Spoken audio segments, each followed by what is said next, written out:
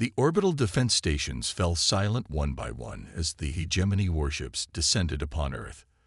There had been no declaration of war, no diplomatic crisis, no warning at all, just the sudden appearance of an alien armada that brought fire and death to humanity's cradle. Captain Tae-ho Kim watched from the bridge of the evacuation vessel Endurance as the blue-green jewel of Earth was engulfed in flames. His weathered face remained stoic, but his hands trembled ever so slightly as he gave the order to activate the quantum drives. "Begin final boarding protocols," he commanded. "We leave in 15 minutes, with or without stragglers." Behind him, Director Jun Park of the newly formed archive clutched a small data crystal containing the compressed history, culture, and genetic heritage of Earth. "They think they've destroyed us," Jun whispered, her voice barely audible over the ship's emergency sirens. "They believe this is our end." Tai-ho turned to face her. "Then they've made their first mistake."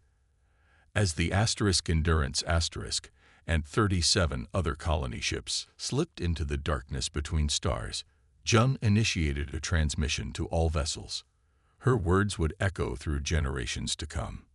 "We will remember Earth. We will remember what was taken from us. And one day, when they have forgotten us entirely, we will return." The attack had come at dawn.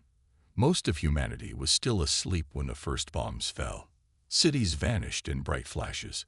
The lucky ones died without waking. The unlucky ones had time to see the sky fill with strange ships. Tai-ho had been on the lunar base when it happened. He watched through telescopes as New York, Tokyo, and Beijing disappeared. The command came quickly: activate the evacuation plan. For 50 years, Earth had prepared for this day in secret. They had known others were out there. They had built ships that could carry thousands to distant stars. But they had not expected the attack to come so soon, or with such force. "Captain, all systems ready," said his first officer, "1. Quantum drives at full power." Tai-ho nodded. On the main screen, he could see the other ships forming up. Each one carried 10,000 humans, the best minds, the strongest bodies, the most diverse genetic samples. It was all they could save. "How many made it to the ships?" Tai-ho asked. "Less than half of the expected number," One replied. "Many transport shuttles were shot down." Jun stepped forward, her face reflecting the red emergency lights. "At least we saved the archive. As long as it survives, Earth survives." Tai-ho had never fully understood the archive project, a complete record of human history, art, and knowledge compressed into quantum data crystals. Jun had spent her life creating it. Now it might be all that remained of human civilization. A massive explosion rocked the Endurance. An enemy fighter had broken through the defensive screen. "Damage report," Tai-ho shouted. "Minimal damage to outer hull," replied the tactical officer. "But they're closing in on our position. We need to leave now." Tai-ho looked at the screen one last time. Earth, his home, was becoming unrecognizable. The blue oceans were turning black. The green landmasses were burning. This would be his last view of humanity's birthplace. "All ships, prepare for quantum jump," he ordered. "Follow the planned escape routes. Rendezvous at Sanctuary Point in 3 months." Jun walked to the communication station. "This is Director Park. I am sending the archive protocols to all vessels. Remember your oaths. Remember your duty to the future." The ship's AI counted down to jump. Quantum drive engaging in 5, 4, 3. A second explosion hit the Endurance, stronger than the first. Tai-ho was thrown from his chair. Alarms blared throughout the bridge. Red warning signs flashed on every screen. "Drive stability at 70%, shouted the engineering officer. "We can still jump, but navigation might be compromised." Tai-ho pulled himself up. Blood ran down his face from a cut on his forehead. "We jump now. All ships, execute." The stars outside the view screen stretched into lines of light. The Endurance shuddered as it tore a hole in spacetime. Behind them, Earth continued to burn. In the following hours, Tai-Ho learned that 35 of the 38 ships had successfully jumped. 2 had been destroyed during takeoff. 1 had suffered drive failure and vanished into unknown space. The Endurance itself had veered off course but remained operational. The survivors gathered in the ship's large community hall. 10,000 faces looked to Tai-Ho for answers, for hope. He had none to give. Instead, he called Jun forward. "Listen to me," Jun said, her voice strong despite her small frame. "Today we lost our home. But we did not lose who we are. Each ship carries a piece of the archive. Each of you carries Earth in your hearts and in your blood." She held up the data crystal. In the light, it seemed to contain galaxies. "The hegemony thinks they have erased us from the universe. They believe humanity is finished. But we will rebuild. We will grow strong again. And we will remember." A child in the front row raised his hand. "Will we ever go back?" Jun knelt beside the boy. "Yes, it may take years. It may take centuries. But one day we will return to the stars near Earth, and we will face those who took everything from us." That night, as the Endurance traveled through the quantum tunnel, Tai-Ho found Jun in the observation deck. She was running diagnostics on the archive crystal. "Will it really work?" he asked. "This plan of yours? Keeping the memory alive for generations?" Jun didn't look up. "It has to. Without memory, there is no justice. Without justice, there is no future. And the children, do they deserve to inherit our war?" "They deserve to know their history," Jun replied. "What they do with that knowledge will be their choice." Tai-Ho looked out at the quantum space blur. Somewhere out there were the other ships, carrying the remains of humanity to distant, unknown stars. "We should have fought harder," he said quietly. "We weren't ready," Jun replied. "But our children's children will be. The archive will make sure of it."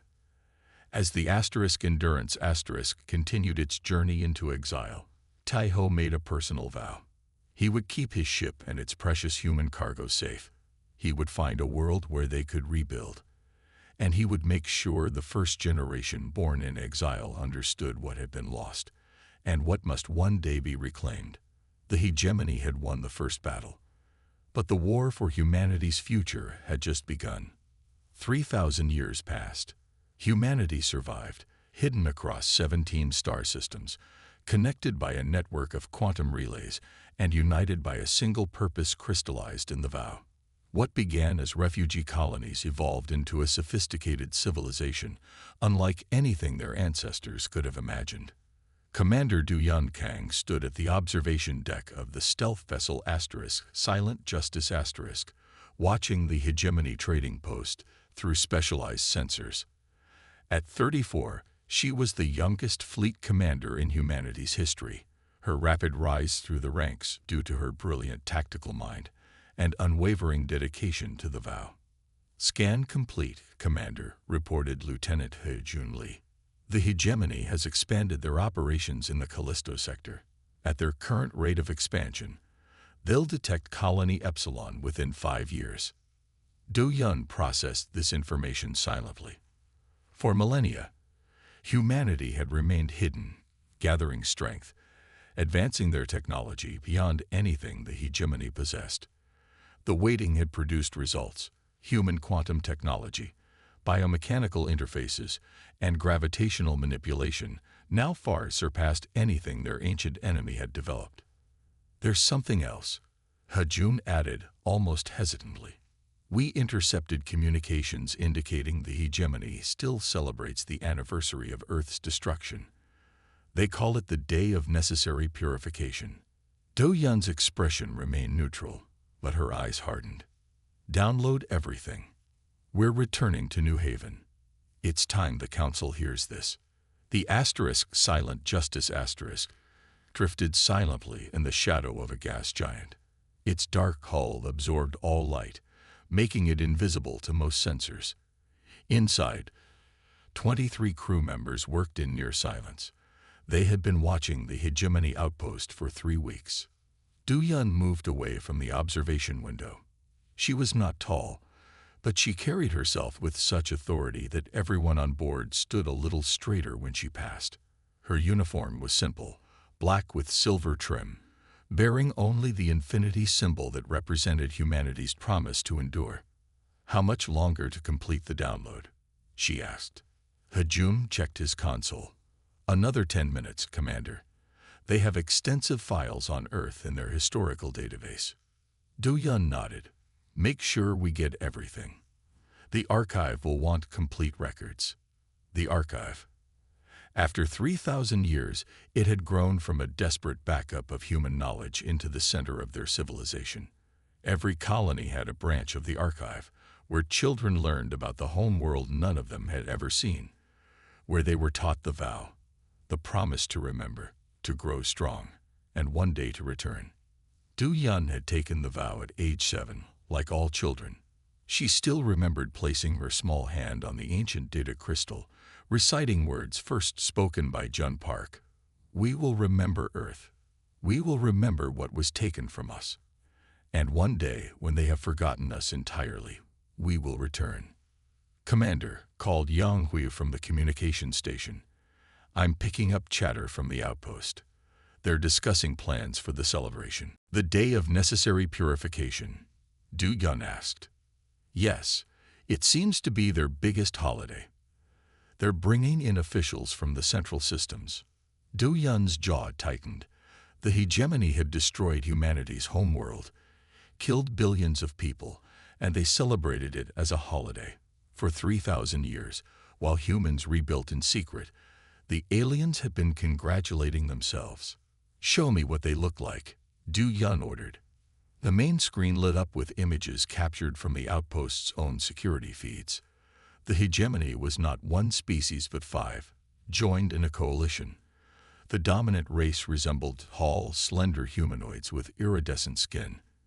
These were the ones who had led the attack on Earth, according to the archive records. "They haven't changed much," Hajun noted. "No," Du Yun agreed, "and neither has their arrogance." She turned to her executive officer, Sun Me. "Prepare for departure. Once the download is complete, set course for New Haven. Maximum stealth protocols." Sun Me nodded and began issuing orders to the crew. Du Yun returned to her private quarters, a small room with only a bed, a desk, and a single shelf. On the shelf sat a stone from Earth, one of the few physical relics that had survived. It had been passed down through her family for 3,000 years. Du Yun picked up the stone, feeling its smooth surface. Her ancestors had walked on Earth. They had breathed its air and swum in its oceans. All she had were stories and this small piece of rock. The journey back to New Haven took 12 days. The Silent Justice traveled through quantum space, taking an indirect route to avoid detection. When they finally emerged near the colony world, Du Yun felt the familiar pride at seeing what humanity had built. New Haven was the largest of the 17 colony worlds. Its 3 moons were fully developed, housing research facilities and defense platforms. The planet itself was home to 2 billion people, all descendants of those who had escaped Earth's destruction. From orbit, it looked much like the images of Earth stored in the archive: blue oceans, green landmasses, white clouds. But its continents were different, its seas slightly more turquoise. It was home, but it wasn't Earth. "Commander, we're receiving clearance to dock," said Yang Hui. "Take us in," Du Yun ordered. The council was already waiting when Du Yun arrived at the central archive. 7 men and women representing the major colony worlds sat around a circular table. At the head was Director Jin Ho Lee, current keeper of the original archive crystal. "Commander Kang," Jin Ho greeted her. "Your message said you have urgent information." Du Yun nodded. "The hegemony is expanding toward Colony Epsilon. At their current rate, they will discover our presence within 5 years." Murmurs broke out among the council members. Colony Epsilon was one of their newest settlements, established only 200 years ago. "That is concerning," said Councillor Su Jin, the eldest member. but not unexpected. We've been preparing for discovery. There's more, Du Yun continued. We found evidence that the hegemony continues to celebrate Earth's destruction. They mark the date with system-wide festivities. She activated a hologram showing the intercepted communications. The Council watched in silence as aliens discussed their plans for commemorating what they called the salvation of the galaxy. 3,000 years, Jin Ho said softly when the recording ended. And they still pride themselves on what they did to us. Du Yun stood straight, her voice firm. Director, I believe it's time to implement Phase 1 of the Retribution Protocol. The council chamber went completely silent. The Retribution Protocol had been developed centuries ago, a detailed plan for how humanity would reveal itself and confront the hegemony. It had been updated by each generation, refined as technology improved, but it had never been activated. Jin Ho looked at each council member in turn. Commander Kang is right. We have waited long enough. The hegemony will find us eventually. Better we choose the time and place of our return. The people must be consulted. Su Jin objected. This decision affects all 17 colonies. The people took the vow, Du Yun replied. Every human has been waiting for this moment since we fled Earth. Jin Ho stood. We will call for a vote in 1 month. In the meantime, Commander Kang will brief military leadership on the situation. We need to be ready, whatever the decision. As the meeting ended, Jin Ho asked Du Yun to remain. When they were alone, he moved to a hidden panel in the wall and removed something. The original data crystal, still intact after 3 millennia. My ancestor carried this from Earth, he told her. Jun Park believed humanity would need 3,000 years to rebuild. Her calculations were remarkably accurate. Du Yun looked at the crystal with reverence. Do you think we're ready? I don't know, Jin Ho admitted. But I know this. Our ancestors didn't save humanity just so we could hide forever. They saved us so we could reclaim our place in the galaxy. Du Yun nodded. Then it's time to remind the hegemony that destroying Earth wasn't the end of humanity. It was just the beginning of their reckoning. The Council of Remembrance convened in the Great Hall of New Haven. 17 representatives from all human colonies gathered to hear Du Yun's report. The ornate chamber, built to resemble ancient Earth architecture, fell silent as Archive Director Jai-Ho Choi rose to speak. Our ancestors promised retribution, not reckless vengeance, he cautioned, his ancient eyes scanning the gathered leaders. We survived because we remained hidden. Any premature action could jeopardize everything we've built. Councillor Min Seo-yoon slammed her fist on the table. We've hidden long enough. 3,000 years. The Archive Protocol was designed to guide our return, not to keep us cowering forever. Du Yun watched the debate unfold, her thoughts drifting to her recent discovery. During their reconnaissance, her team had intercepted fragmentary data suggesting a disturbing truth. Earth hadn't been destroyed out of conquest or resources, but fear of what humanity might become.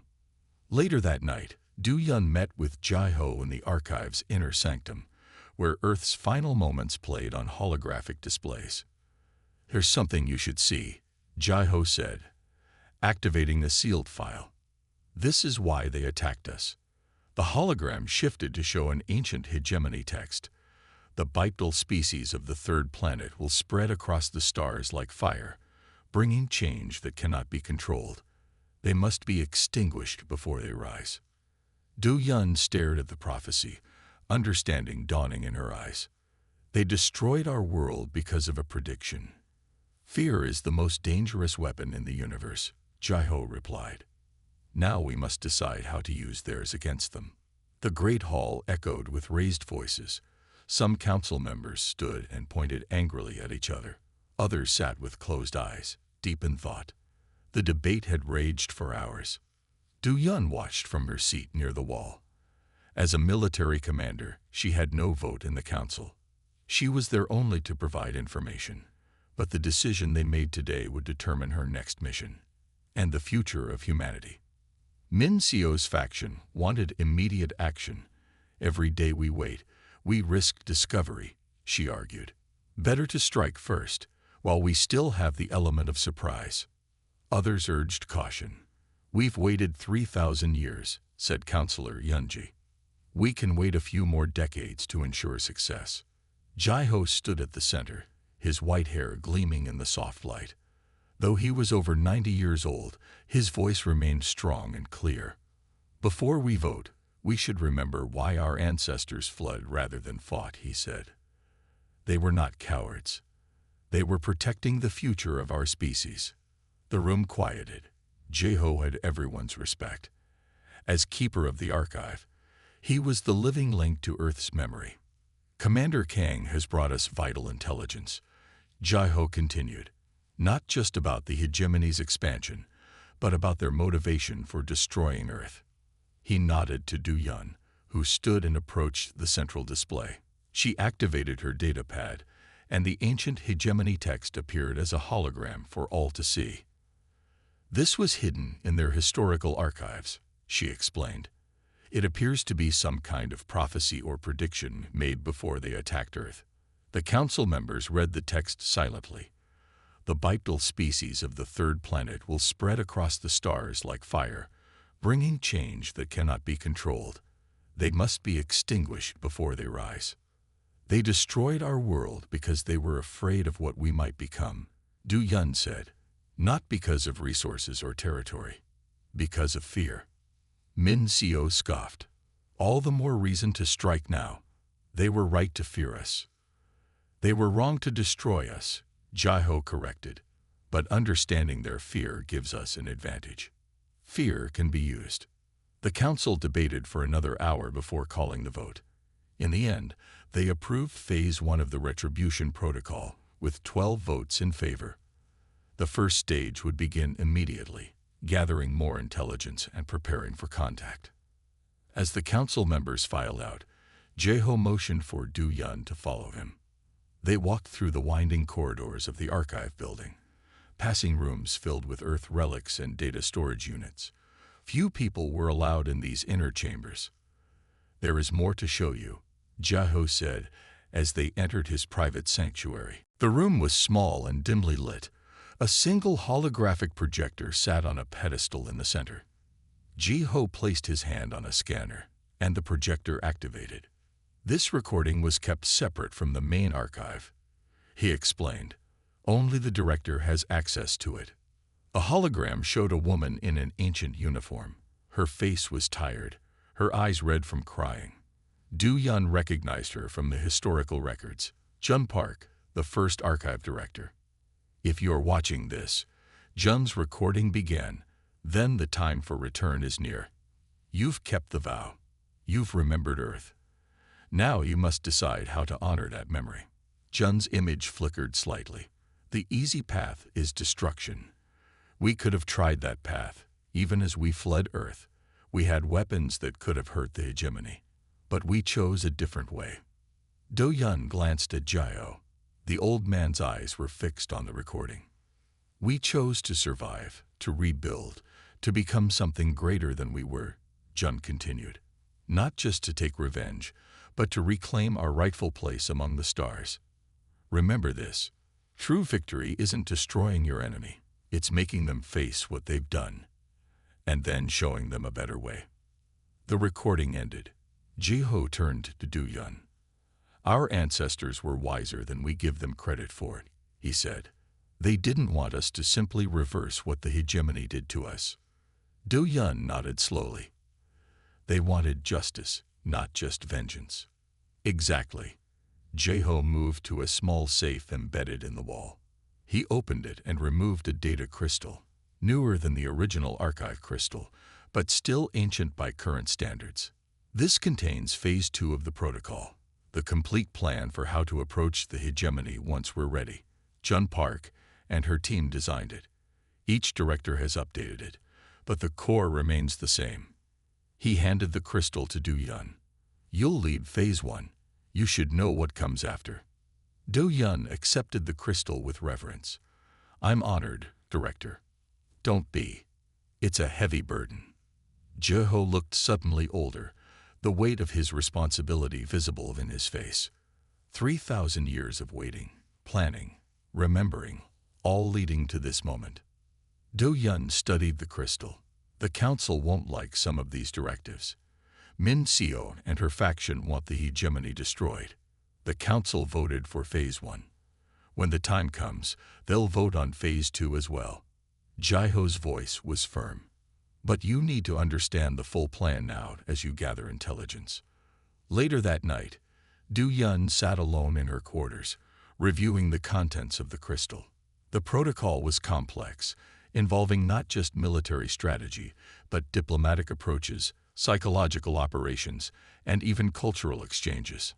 Most surprising was the final goal, not the destruction of the hegemony, but its transformation.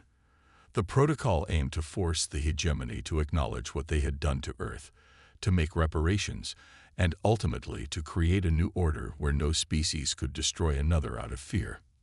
It was ambitious, perhaps impossible. But as Du Yun read deeper into the plan, she understood why Jun Park had designed it this way. Destroying the hegemony would make humanity no better than their enemies. The true test of humanity's worth wasn't their ability to destroy. It was their ability to rise above destruction. Du Yun closed the file and stared out her window at the night sky. Somewhere out there, the hegemony continued their expansion, still celebrating the day they thought they had wiped out humanity. They had no idea what was coming. Not destruction. Something far more terrifying. Justice. 6 months later, Operation Earthfall began. Du Yun led the first strike team aboard the hegemony's primary communications hub in the Proxima system. Their mission: to insert specialized quantum viruses into the network while remaining undetected. Team positions confirmed, whispered technician Sungmin Park through the neural link. Defense systems bypassed. Du Yun moved through the alien structure with practiced precision. The team had trained for this moment for years, studying hegemony biology, technology, and psychology. They knew their enemy better than the enemy knew themselves. When the virus activated 3 days later, chaos erupted across hegemony space. Communication systems failed, navigation arrays directed ships into empty space, and on every screen across their territory, a single message appeared in ancient Earth languages. Asterisk, we remember. We return. Retribution begins, asterisk. The hegemony leadership, creatures called the eldest who had ruled for millennia, convened an emergency council.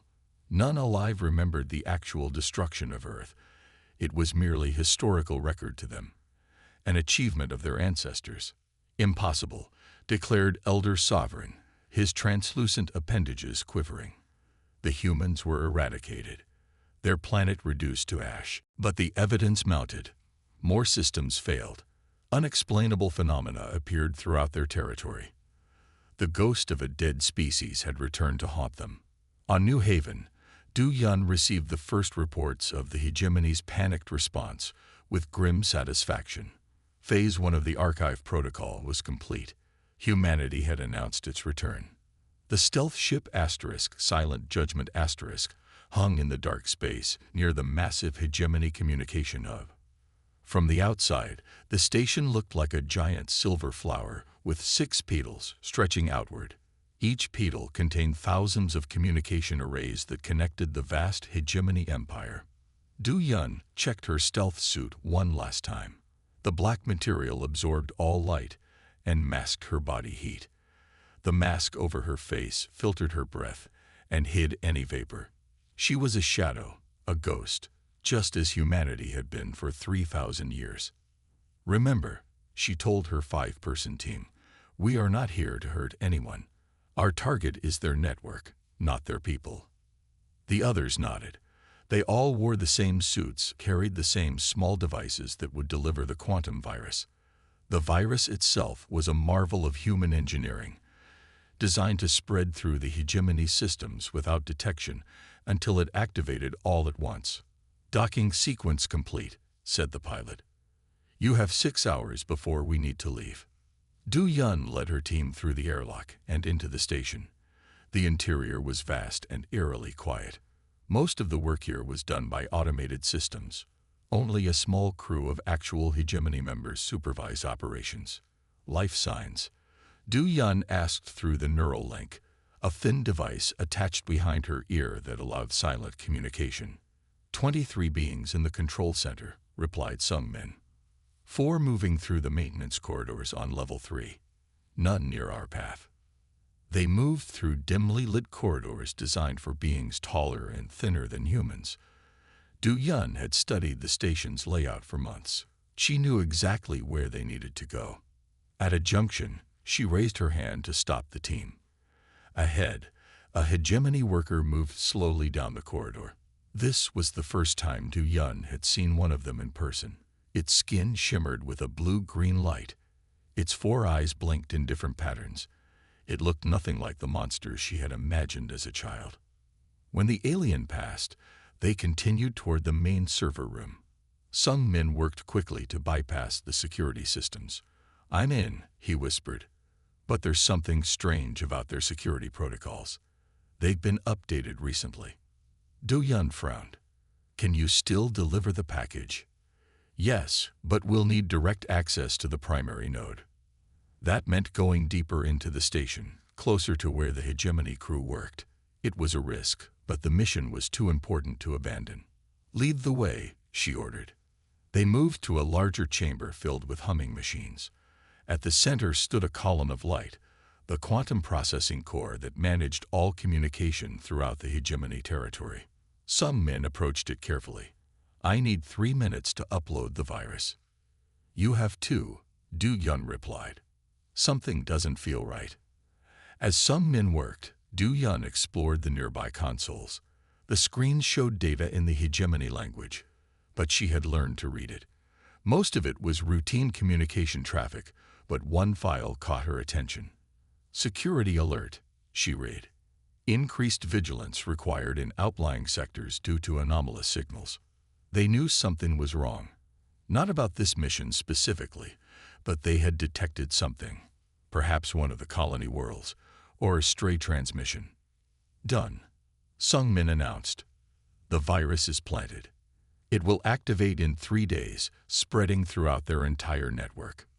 Du Yun nodded. "Let's move out."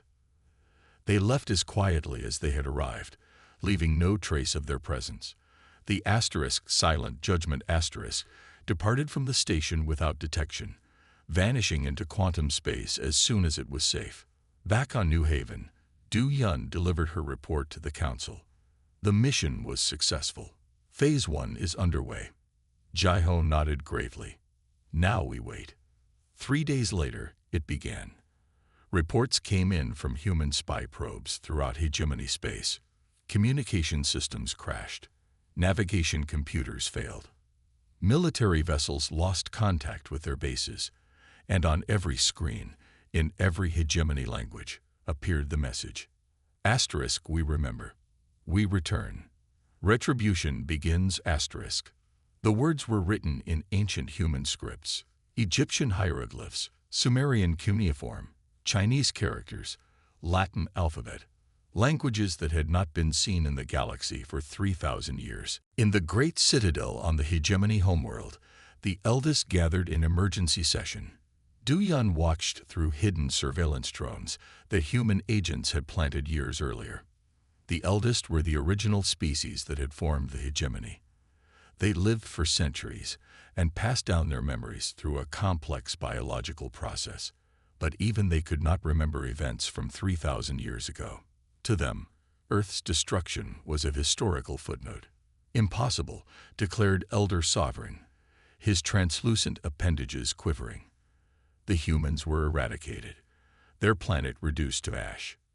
"Yet these are human languages," said another elder. "And the message speaks of remembrance and return." "It could be a hoax," suggested a third. "Perhaps another species trying to frighten us by invoking an ancient enemy." Elder Sovereign touched a control panel, and a historical record appeared. It showed Earth burning, the human defense stations falling one by one. "Our ancestors were thorough. No humans escaped." But even as they spoke, more systems failed. Lights flickered in the citadel itself. On a nearby moon, an entire defense grid shut down. "Whatever this is," the second elder said, "it is not a hoax. It is a coordinated attack across our entire territory." Du Yun watched their confusion with cold satisfaction. The hegemony had lived without fear for too long. They had forgotten what it meant to be threatened, to be hunted. The next phase began 1 week later. Small objects appeared in hegemony space, simple metal capsules that broadcast old human music, speeches, and stories. When hegemony ships approached, the capsules vanished, only to reappear elsewhere. Then came the dreams, using technology that interfaced with the hegemony's sleeping minds. Human scientists sent them visions of Earth, not burning, but alive, beautiful. And then the dreams would shift to show the human colonies, thriving among the stars. "We are everywhere," the dreams whispered. "We have always been here, watching, waiting, growing stronger." On New Haven, Du Yun met with Jai-Ho to review the results. "The psychological impact is exceeding our predictions," she reported. "Hegemony military vessels are firing at shadows. Their leaders are demanding explanations no one can provide." Jai-Ho nodded. "Fear, just as they once used fear against us." "Phase 2?" Du Yun asked. "Not yet." Jai-Ho studied the reports.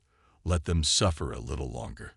Let them understand what it means to face extinction." Du Yun left the meeting with mixed feelings. The protocol was working perfectly. The hegemony was in disarray. But she had seen the faces of the aliens on that station. They weren't the ones who had destroyed Earth. They were descendants, just as she was. Was this justice, or had they become what they hated? She pushed the thought away. Phase 1 was complete. Humanity had announced its return. The real work was just beginning.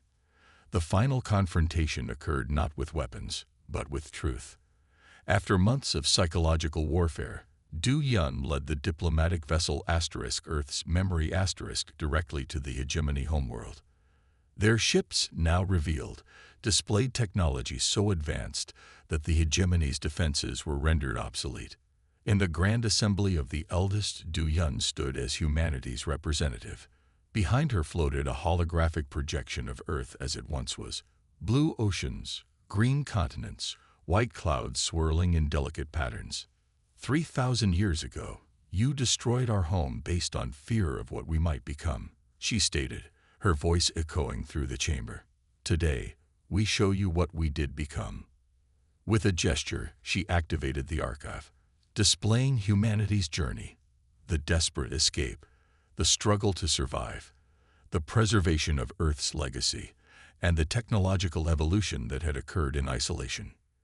You feared change, Du Yun continued. We became it. You sought our extinction. We achieved transcendence. The eldest sovereign trembled. What do you want? Vengeance? Our extinction for yours. Du Yun shook her head slowly. If we wanted your destruction, you would already be dust. Our ancestors vowed retribution, not genocide. We demand acknowledgement, reparation, and guarantee that no species will ever again suffer Earth's fate. She stepped forward, placing a small crystal on the assembly table. This contains the complete, unaltered history of what happened to Earth and what followed. It will be taught to every child of every species under hegemony control. And if we refuse? Asked the sovereign. Du Yun's expression remained calm. We have disabled your defensive systems, your communication networks, and your fleet coordination with minimal effort. Consider what would happen if we apply ourselves to destruction rather than justice. 1 month later, representatives from all spacefaring species gathered at the coordinates where Earth once orbited. There, humanity unveiled their greatest achievement, a terraform engine that began the 1,000-year process of rebuilding their original home from the scattered debris that remained. As the ceremony concluded, Du Yun stood beside Jai-Ho, watching the machinery begin its work. Was it worth the wait? Jai-Ho asked. 3,000 years of planning for this moment. Du Yun watched as the scattered particles of what was once Earth began to coalesce, the first step in a journey that would take centuries to complete. Our ancestors didn't just want revenge, she replied. They wanted justice. They wanted to return home. Today, we honor both desires. Around them, the ships of 100 species gathered to witness the rebirth of a world that had become legend, and the people who had never forgotten their origins, no matter how far among the stars they had traveled. The arrival of the human fleet at the hegemony homeworld sparked panic. 7 massive ships appeared suddenly in orbit, their dark hulls gleaming with strange lights. They were unlike any vessels the hegemony had ever seen. When the defense platforms fired, the energy weapons passed through the ships as if they weren't there. Du Yun stood on the bridge of the asterisk Earth's memory asterisk, watching the planet below. It was beautiful, a world of purple oceans and red landmasses under twin moons. This was the birthplace of the species that had destroyed Earth. They're sending messages, said Hejun. Threats, mostly. Some are begging for mercy. Ignore them, Du Yun replied. Send our message directly to the Grand Assembly. The message was simple. A human diplomatic team would arrive in 1 hour. Any attempt to harm them would result in consequences. As Du Yun prepared to depart, Jeho approached her. The old man looked tired but determined. Remember the protocol, he said. Remember Jun Park's words. Du Yun nodded. True victory isn't destroying your enemy. It's making them face what they've done, and then showing them a better way. Exactly. Jeho handed her a small device. This contains the archive in its entirety. Not just our history, but our offer. The shuttle landed at the designated coordinates. Du Yun led a team of 5 humans to the Grand Assembly, a massive structure made of shimmering crystal that housed the hegemony's ruling council. Armed guards surrounded them, but made no move to attack. Inside, the chamber was filled with representatives from all 5 hegemony species. The eldest occupied the center, their translucent bodies glowing with internal light. They looked ancient and frightened. Du Yun took her place at the speaker's position. She wore a simple uniform with the infinity symbol of human continuity. Behind her, a hologram appeared, Earth as it once was, blue and green and alive. 3,000 years ago, you destroyed our home based on fear of what we might become, she stated, her voice echoing through the chamber. Today, we show you what we did become. With a gesture, she activated the archive display. Images flowed around the room. The evacuation ships fleeing Earth, the early struggles on harsh new worlds, the building of the colonies, the advancement of technology, generation after generation keeping the vow. The eldest watched in silence. Many of the younger hegemony members had never seen images of Earth or humans before.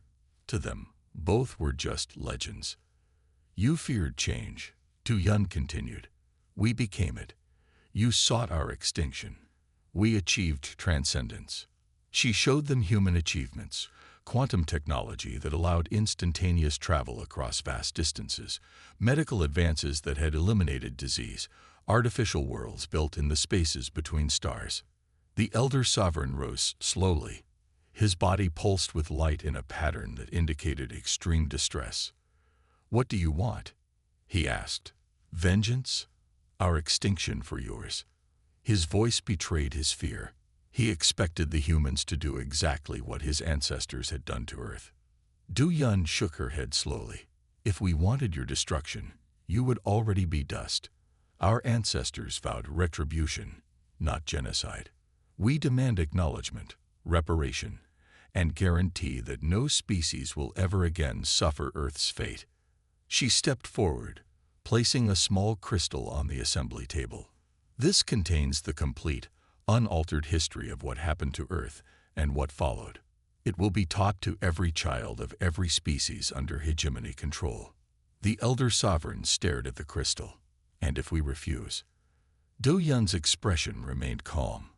We have disabled your defensive systems, your communication networks, and your fleet coordination with minimal effort. Consider what would happen if we applied ourselves to destruction rather than justice. A younger elder moved forward. You speak of justice, yet threaten us with destruction if we do not comply. I speak reality, Du Yun replied. For 3,000 years, we have lived with the memory of our world burning. We have dreamed of this moment. Some of us wanted nothing but to see your worlds burn as ours did. But we chose a different path. She activated another display, showing the terms humanity offered: reparations to help rebuild Earth, cultural exchanges to heal ancient wounds, and a new compact that would prevent any species from acting against another out of fear or prejudice. This is not surrender, Du Yun explained. This is evolution, a chance for both our peoples to move beyond the past. The debate lasted days. Some hegemony factions wanted to fight to the end rather than submit. Others saw the wisdom in humanity's offer. In the end, the reality of the situation made the decision clear. Human technology far outmatched anything the hegemony possessed. They could not win a war. 1 month later, representatives from all spacefaring species gathered at the coordinates where Earth once orbited. The system that had once been called Sol had changed much in 3,000 years. The sun was slightly dimmer. The other planets had shifted in their orbits, and where Earth had been, only dust and debris remained, the scattered remnants of a murdered world. Du Yun stood on the observation deck of the Earth's memory as the ceremony began. Ships from every known species had come to witness the event. Even those who had no part in Earth's destruction came to see what many believed impossible. With a signal from Du Yun, massive machines activated, devices the size of small moons that began to gather the scattered particles of Earth. Quantum fields pulled dust and rock from across the solar system, guiding them into a growing sphere where the planet had once been. The terraforming will take centuries, explained Du Yun to the assembled representatives. But one day, Earth will exist again. Not exactly as it was, but as a monument to what was lost and what was regained. As the ceremony concluded, Du Yun stood beside Jai Ho, watching the machinery begin its work. Was it worth the wait? Jai Ho asked. 3,000 years of planning for this moment. Du Yun watched as the scattered particles of what was once Earth began to coalesce, the first step in a journey that would take centuries to complete. She thought of Jun Park and Captain Taeho Kim, of all those who had fled Earth carrying nothing but memories and hope. Our ancestors didn't just want revenge, she replied. They wanted justice. They wanted to return home. Today we honor both desires. Around them, the ships of 100 species gathered to witness the rebirth of a world that had become legend, and the people who had never forgotten their origins, no matter how far among the stars they had traveled. The end.